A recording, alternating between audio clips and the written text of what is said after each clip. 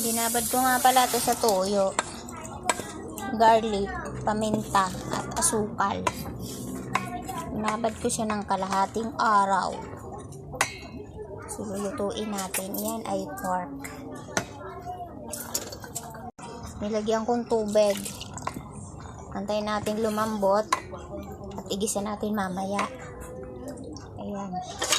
Tatakpan natin para lumambot.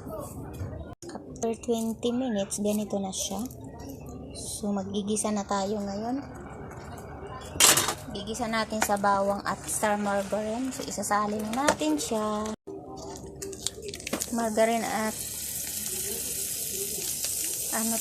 garlic. Kung napansin nyo, malaki yung aking garlic kasi ayaw ng mga bata ng natasaya sa kanilang pagkain. Nilakihan ko lang. Gisa natin. Lagyan natin to. Ayan, lagyan natin.